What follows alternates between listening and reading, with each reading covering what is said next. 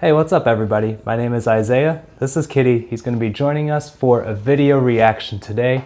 I think about half a year ago, I reacted to a video from the Law and Crime Network about Payton Shires, a 24-year-old clinical social worker who had sexually abused her 13-year-old client. And so I reacted to the initial crime, and then after she was initially fired and arrested for these crimes, she actually showed up to this kid's house again, threatened his mom with a gun, and was arrested again, returned to jail, and now the sentencing has been completed in her case. So we are going to be reacting to Law and Crime's podcast as they discuss some of the legal ramifications and the consequences for Payton Shires after, in addition to being accused of raping a minor, abusing her position as a licensed clinical social worker, threatening a witness with a deadly weapon, all of these things. There is a lot going on in this case, and so we're going to dive into some of the layers of that today, along with some discussion about the professional identity that she had inhabited and the role that she played and how that affects some of the legal ramifications of what she had done. As always, please do like and subscribe. That helps the channel to grow. We recently hit 6,000 subscribers, and I am so excited to share that accomplishment with you all because that is part of your support and because of you all watching these videos, subscribing, commenting, and sharing your opinions. I love being able to discuss with you all in the comments. So any thoughts and feelings that you have about this case or about any other video, please leave those in the comments below. I love to see them, and I probably can't get to every single one, but I do appreciate them and I do read them all. So with all that being said, let's get into it. I'm really sorry that all of this happened. I feel horrible that the mother and that their family has been affected so horribly by this. A former youth counselor is going to prison for sexually abusing a 13-year-old boy. The teen's heartbroken mother is now speaking out after Payton Shires apologized in court. We're going to break down what both women had to say with former sex crimes prosecutor Serena Townsend. I did not know that she apparently has a baby or was pregnant. I don't know when she was pregnant and when she had the baby. That adds a layer of how wrong this feels, that she had a kid herself and she was also sexually abusing a minor. Welcome to Sidebar, presented by Law and Crime. I'm Jesse Weber. 24-year-old Payton Shires is headed to prison for possibly the next several years and will be required to register as a sex offender. The now disgraced social worker, who was supposed to be helping a 13-year-old boy, was actually grooming and sexually assaulting him instead. Shires entered a guilty plea in May to multiple counts of unlawful sexual conduct with a minor, as well as intimidation of a victim or witness and inducing panic. Prosecutors actually dropped an intimidation and discharge of a firearm charge as part of this plea agreement. That was when Shires allegedly went over to the boy's house and threatened to kill the boy's mother. We'll get into that in a second. And so I'm interested to dive into her statement here in court during her sentencing because the way that she responded after the initial arrest was very externalizing. She was blaming the mom and the kid for ruining her life when it was her choices and her not being responsible and ethical as a professional that actually landed her in this situation. Kitty, it looks like you want to leave. Are you done with the video? Okay, I'm gonna let him go and see where he wants to go. Are you done? Okay. He'll probably be back later in the video. Last week, Shires was sentenced to more than 4 years in prison, has to register as a sex offender every 6 months for the next 25 years. I want to talk about this case, and I want to bring in right now former sex crimes prosecutor Serena Townsend. Serena, good to see you. Thanks very much for coming back in person here on Sidebar. What's your reaction to this sentence, this plea deal? Because she could have gotten a lot more prison time. You know, before this former prosecutor dives into it, it does seem like 4 years is kind of a light sentence for someone who is in a position of trust, who was a mental health professional, hired to work with kids, and abused that trust, abused her position, and committed statutory rape. I'm not quite sure what the justification is for there being about like 4 years of prison time, but I guess maybe she'll get into it and explain why the sentence is what it is. Absolutely could have gotten a lot more prison time. I think the sentence is low for what she's accused of doing. The fact that the prosecution was willing to drop the charge regarding the firearm is a really big deal, because it's one thing to have committed a crime, a horrific crime at that, and it's another thing to then go to a potential witness's home and threaten that person.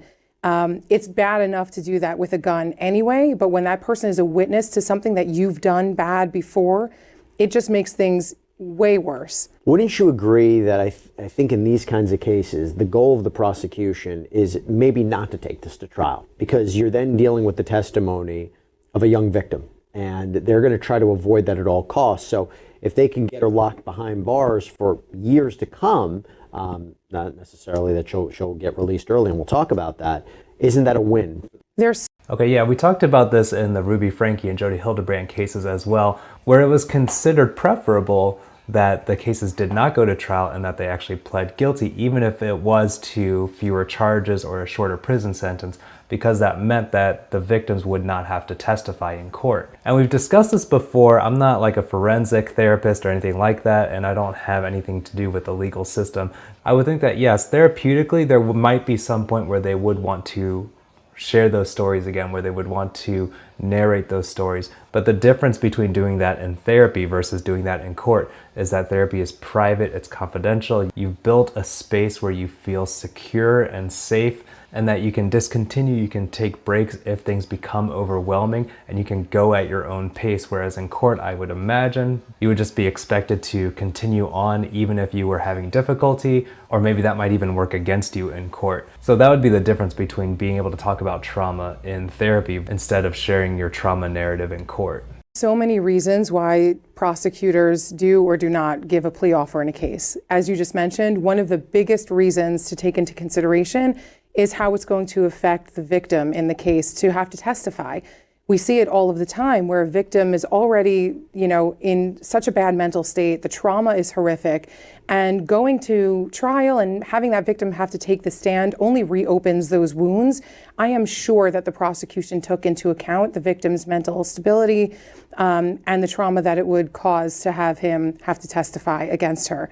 It's hard to predict, but I do think that there may be some more nuances to the trauma that they're talking about, that it might not just be about specific distress, but also how it shifts how he views relationships with adults, with people who are supposed to be trusted or who are supposed to be responsible people, helping professionals, maybe teachers, maybe older women in general.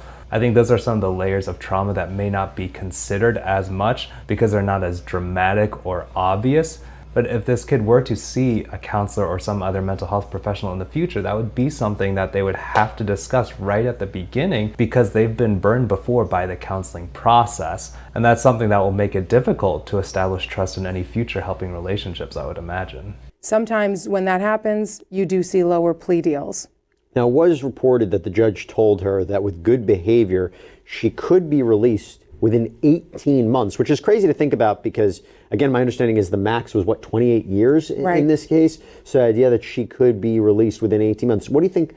18 months seems really fast. I can't imagine, if there were a 24-year-old male counselor who had raped a 13-year-old girl, I don't think they'd be getting out in 18 months. So I'm curious to see what she says about that. The probability of that happening is? Look, I think actually the probability could be quite high. This is a young woman with no criminal history. She has a young child herself. And so I think that there's some sympathy there. I'm not saying that there should be necessarily, but I do think that with no record and some mitigation that she has, it's possible that she gets out early. And that's why I'm saying it feels like a very short sentence for what she had done. I mean, this was a child that she had sex with, and it sounded like they actually had pretty decent proof.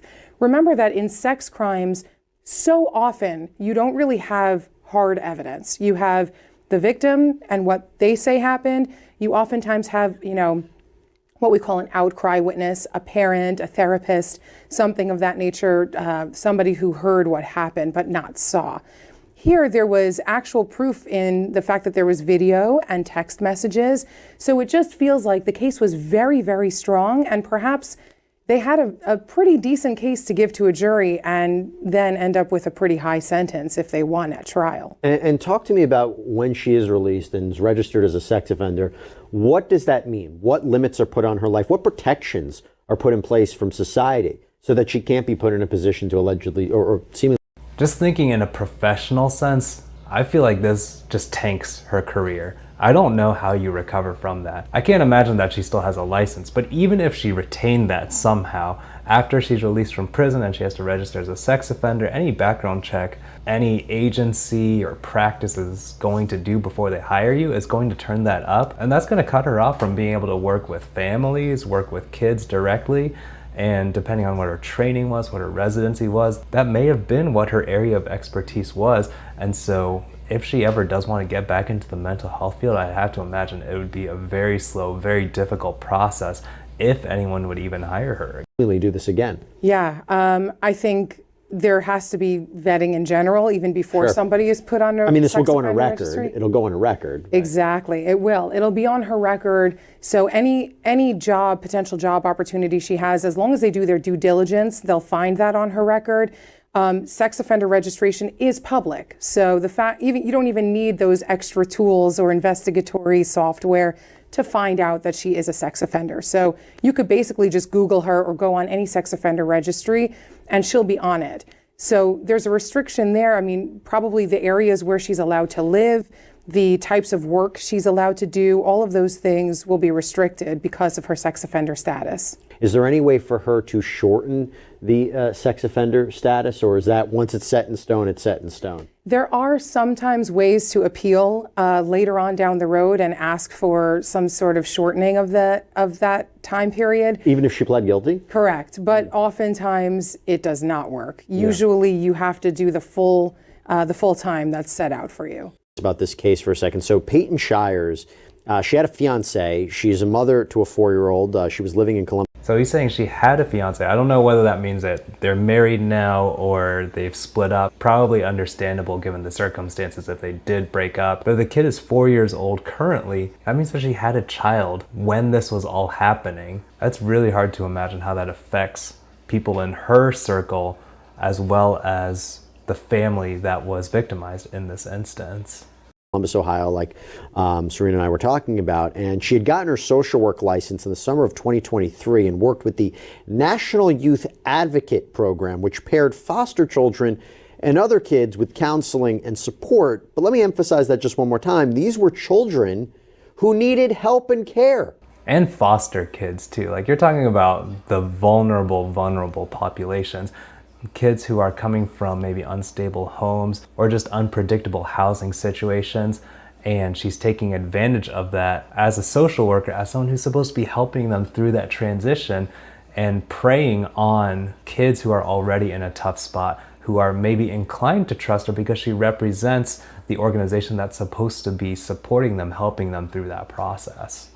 Now, Shires was quickly fired after these allegations came to light that she might have been having an inappropriate relationship with a teenager. Last September, the victim's mother found text messages on his phone, allegedly from Shires, that indicated there was something not right going on between the two of them. And according to court documents, Shires had asked the boy if he had deleted the videos and whether his mom had found them. So the victim's mother reported the messages to Columbus police. They did a forensic evaluation of the boy's cell phone, and they found text messages and a video of Shires and the boy engaging in sexual conduct. So first of all, beyond just the sexual conduct issue, in terms of communicating directly with a 13, 14-year-old, if I have an under 18 client, I will usually try to CC their parents on any emails that I might happen to send. I don't ever text them or anything like that. And that's a layer of professionalism and protection for me because I don't want anything to be misconstrued as me trying to hide something from the parents. There will be times when parents will say to me that we don't want to intrude on, our kids' counseling process, and so we're okay not knowing what you all are talking about. But I do try to respect that while also keeping them in the loop, and especially when it just comes to communication. Even if it's just scheduling, having that professionalism in my communication, I feel like helps to build that trust for the parents, even if they are in agreement with their kid to not be as involved in the counseling process, to give them space to be able to discuss what they need to. Police, though, went a step further. They had the boy's mother do a three-way phone call with Shires, who apparently admitted to the conduct. So she was arrested. She was able to post a reported $50,000 bond. And that is when, as we were talking about before, I have two questions about this. First, why would she admit it to the mom? And second, where is a 24-year-old social worker getting $50,000? And I may not be understanding the bond situation correctly, but that's a lot of money to put up. So if there's some legal experts in the audience here, let me know in the comments below. Was she just supposed to have that much money in cash to be able to put up for bond? Shires reportedly went to the boy's home with a gun. She threatened the boy's mother at one point. That's the allegation. And now the gun did go off. No one was hurt. Shires was arrested by police at the home. Officers found her on the front porch with a gun to her head. She had threatened to harm herself. The boy was not home, but Shires reportedly had talked to him on the phone, saying he and his family had ruined her life by reporting her. He ruined her. Yeah, and that's why I want to get into her statement that they teased earlier in this video, because I want to see what she says now that the sentencing is going on, instead of what her actions implied earlier on, that, oh, it was the boy and the mom's fault for getting her in trouble for losing her job. And I can get that she was probably in a bad spot after having lost her job and maybe understanding that her opportunity to work in the mental health field was greatly diminished after all of the stuff that she had already done. But you would think out of anybody, a mental health professional would be the one to be able to handle that a little bit better than the way she did. Her life, and her bond was revoked after that incident. Now, I want to tell you that Shires gave a statement in court last week. This is before the judge handed down the sentence. Let's listen. I'm really sorry that all of this happened. I feel horrible that the mother and their family has been affected so horribly by this and by my actions. I was not thinking rationally at the time that I showed up to the mother's house. I was extremely suicidal. I never had intentions to harm anybody but myself, and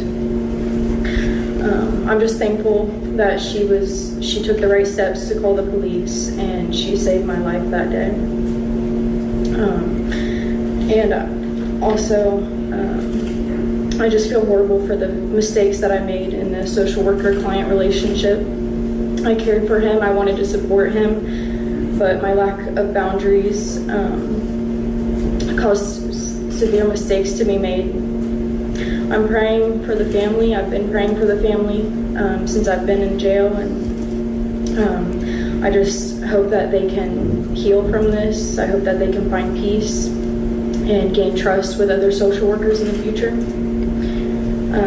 And I'm hoping that this doesn't affect how he views women in relationships in the future, and that he can get the help that he needs and have a healthy relationship with his mother. That's really interesting. At first I was thinking like, oh, this is really self-focused, how bad she feels about all of her choices, with kind of like a token nod to how this affects the family. But you can see some of her training coming through here in being able to see how this might affect this kid's relationships in the future with other social workers, with his mother. And that's what really feels like it makes this case infuriating as well, is that out of all people, she had the training to know how irresponsible, how impactful her choices would be on this kid that she was supposed to be caring for, treating. Push that all aside because she wanted to have sex with him for whatever reason. I think that part really bugs me about this case. So, Serena, what do you make of that response? It's interesting. It sounds like her initial response of blaming everybody else for her problems was her true feelings, and that this might have been kind of a canned statement that was potentially written by both herself and her defense attorney to gain sympathy. It did not feel like she was very remorseful with her initial statement, blaming everybody else for her actions, her horrific actions, mind you. These kinds of things affect victims for their entire lives. And it's really awful, especially when the person committing the crime is somebody who is supposed to be in a position of trust, supposed to be in a position where they gain access to potentially a troubled child or somebody seeking help, and they use their manipulative powers for evil. That is such a good point. I fall into this trap sometimes where it's like, okay, yeah, I put in the work, I've done the trainings, I've done schooling, the residency, like I deserve this position. But we also have to recognize that every new client that we see, we're granted the privilege of entering into their lives and granted the privilege of having their trust, of them sharing personal details, stuff that they don't talk about with anyone else because they feel safe with us. And when we violate that, that hurts not only the counselor-client relationship, but also the profession as a whole, that it discredits our license. It discredits the trusted position that we've been given. And now you're going to have people worrying about whether this one's going to act ethically. It's just a problem that we don't need in the profession. Essentially. What happens with a victim is people in the future that they meet, people that they encounter in the future, they're not going to be able to trust. It's hard enough to, go through this kind of thing with somebody that you don't know, a stranger, or, somebody who's you just seemingly encounter. And very opposite to that, it's so much more difficult to be taken advantage of by a person that you came to for help. And it'll affect their relationships in general, their ability to have a stable relationship, enter into a marriage, right? You've seen that in your experience where, and I want to emphasize that again because you really laid it out quite well. Sometimes there's a misconception in cases when you have a female teacher or educator or instructor or a social worker and a boy and a young boy, that it's almost, I don't know the best way to say it, but it's almost okay. It's almost like, wow, and it's applauded. And that's the really, not only a disgusting way of looking at it, it's a harmful way to look at it, right? It is. These kinds of things should be looked at just as horrifically as if the genders were swapped. This is a 13-year-old child. This isn't even somebody close to adulthood. Right. And again, this child was relying on this woman to help him. Social workers have the ability to manipulate people in a good way, right? To try to get you to think differently, to help yourself, to make your life better, to think differently about yourself in a more positive way. And here she is in her position of power, in her position of manipulation, using it to benefit herself and enter into this horrific sexual encounter, multiple sexual encounters. Let's listen a little bit more to what else she had to say. I know that I messed up my bond and I lost trust with the courts, but I'm in a much better headspace now, and I'm going to continue to be. But I'm very sorry to everyone involved, and I wish that I could change the past, but all I can do moving forward is work on myself and heal.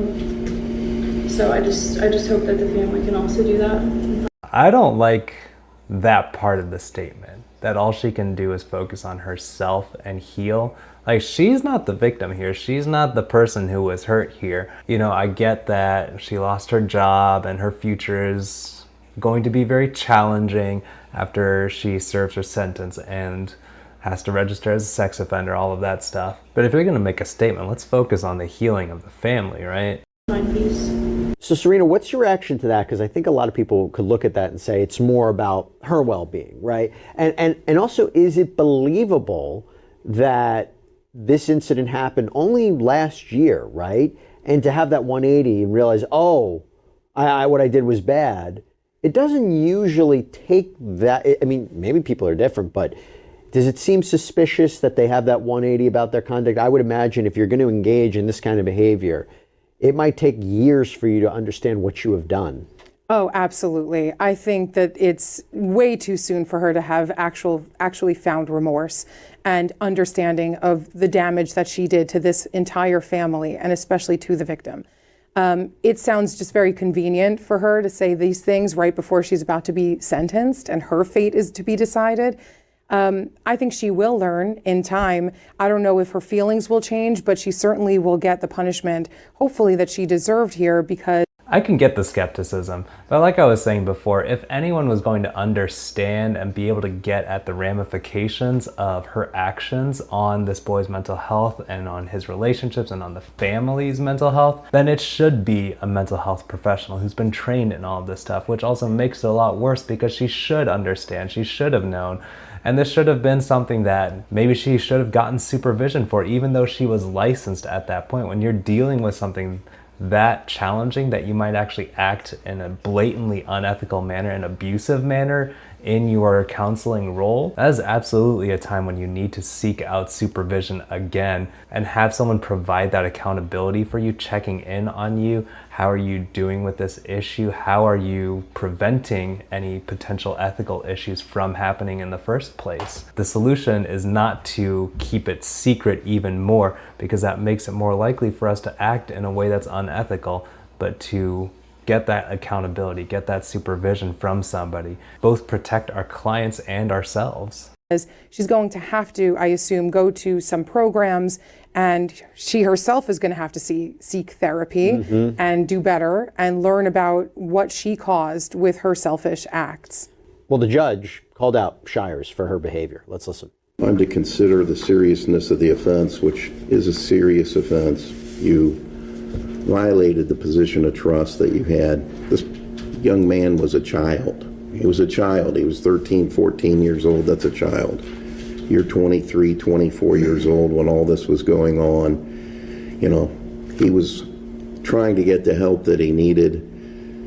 In some ways, I'm a little I think you're genuine today. I do, and I do hope. I feel like most people who watch this video are going to disagree with the judge. That you rebound from this eventually. This doesn't have to define you, but it will affect you for the rest of your life, as it should. But I was disappointed in the pre-sentence investigation and that you seem to blame him a little bit for, like, then, you know, trying to trick you and coerce you into having additional sex, blackmailing you, and, you know, you started, the whole incident started, you're the adult, you need to have the boundaries. Yeah, I didn't read or listen to her initial statement, but if she was blaming the kid for continuing it or blackmailing her, like he's saying, there's a power dynamic here. She was the adult, she was the professional, and she should have held those boundaries even if he wanted something different. You're trained professionally to deal with situations like this. You have no record whatsoever. Court takes that into consideration. You also have accepted responsibility and pled guilty by not requiring the young man to come to court and come to trial. Prosecutor has deferred, meaning they're going to leave the sentence up to me. So the sentence is going to be as follows. On counts 1, 2, 3, and 4, unlawful sexual conduct with a minor, 2 years each, concurrent to each other. On counts 5 and 6, intimidation of a witness, 9 months consecutive to counts 1 and 4, and consecutive to the inducing panic count, which is, trying to figure out which count that is. At any rate, the inducing panic count, you get 1 year plus 1 year for the firearm specification. That'll be consecutive to the other counts, and consecutive to each other. So the bottom line is you're getting a 4-year and 9-month sentence. Your sentence is 4 years and 9 months to be served at the Ohio Department of Rehabilitation and Corrections. So 4 years, 9 months, and again, that part of it's interesting, right? Where the judge highlights that Shires seemed to had put some of the blame on the boy. Do you see that typically? It's, you know, usually people have a better sense than to say that to probation in their pre-sentence investigation and interview. I think it's really indicative of her mindset. I mean, that to me shows that this was her acting on her best behavior in that interview, and she still could not, you know, take all of the blame herself. My understanding is that just because the judge sentenced her to the 4 years and 9 months, that may not be the end of her legal issues. Of course, there might be a malpractice or like a civil suit. And now I'm just thinking about like the malpractice insurance that I'm carrying is like maybe $1 million or $3 million. But man, after like legal fees, if the mom decides to sue her, legal fees, and then the actual payout for what she would be liable for, man, that might be way beyond $3 million. Like that would get super expensive, and unfortunately that's why we have to carry insurance, because of potential for malpractice like this that leaves us vulnerable to lawsuits in situations like these. How are you going to say that you, especially in a position of power, in a position of manipulation, and your age difference, that you were the one manipulated? And to be clear, that's never a legal defense, right? Ever. No. There is no such thing as consensual sex with a 13-year-old when you are 24. Yeah. There is no such thing. And so she couldn't even bring herself to come to that conclusion, even in this interview. She couldn't even get there. So for me, I mean, a judge is supposed to look at that pre-sentence investigation very seriously, and they're supposed to kind of glean from it whether she is sorry for what she did, and if there is a way to rehabilitate this person.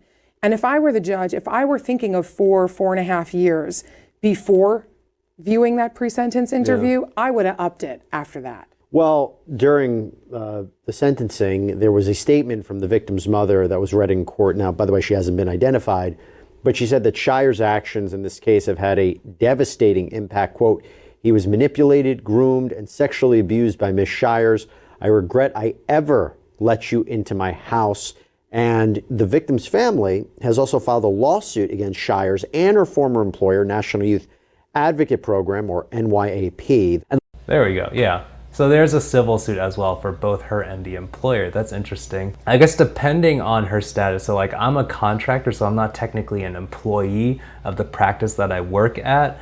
I feel like that might be a difference. If she were an employee, that might hold the company more liable for her actions. So yeah, they might be on the hook as well, depending on how they handled the situation after they were notified.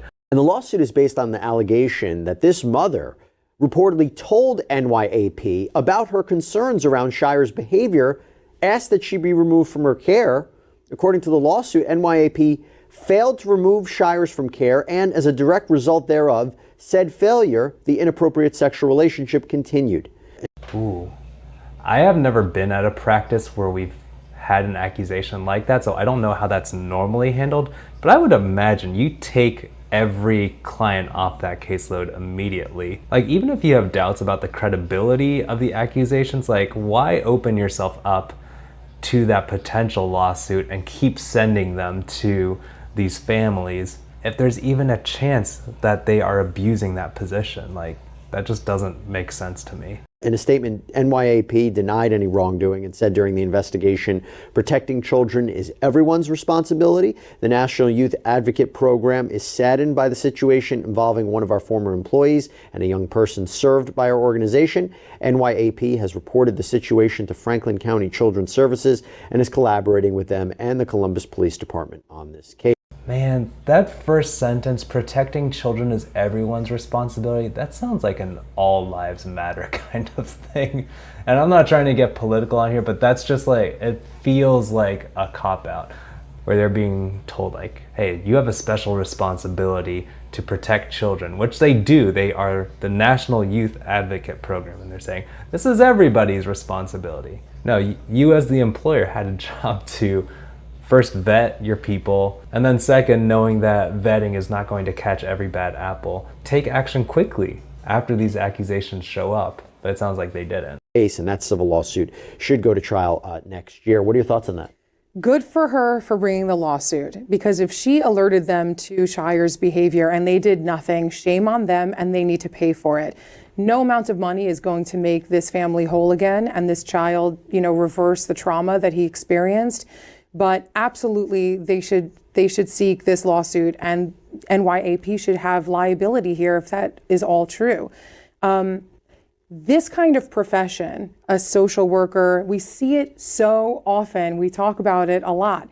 Teachers, right? Yeah. Teachers, clergymen, pediatricians, social workers, people who are seeking out camp counselors, seeking out positions to work with children, they need to be vetted better. She doesn't have a criminal record, so, but that's just such an easy thing to say, right? Oh, well, she didn't have a criminal record, therefore she's safe.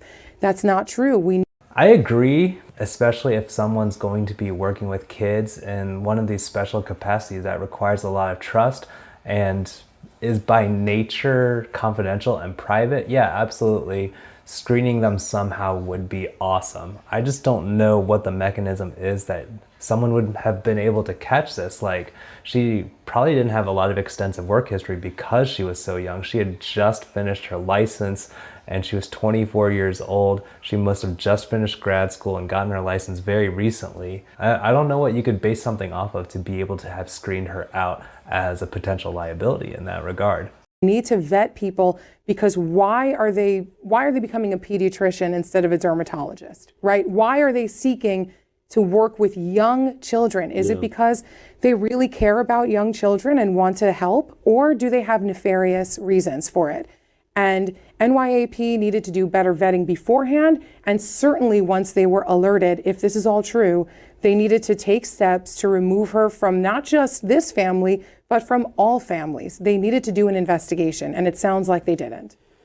What a conclusion to the story. I mean, some of it's still ongoing, and we'll see how. So I don't know if you all could tell, this is probably the most reaction I've actually given to a case in terms of Payton Shires, and then probably also Jodi Hildebrandt, just for the damage that they've done in discrediting mental health professions. Whether or not these cases make national news, this affects not just this family, but every family that's in contact with them, and people who watch this, who might be skeptical of mental health services in the first place, or might be caused to be skeptical of mental health professionals because they know that there are these bad apples within the mental health field. And that does a disservice to people who might need services, but now don't feel like they might be able to trust somebody who might be assigned to them, or even if they are abused and they bring forward accusations that maybe they might not be taken seriously, or that the case might not actually be followed up on in a way that would protect the client from further harm.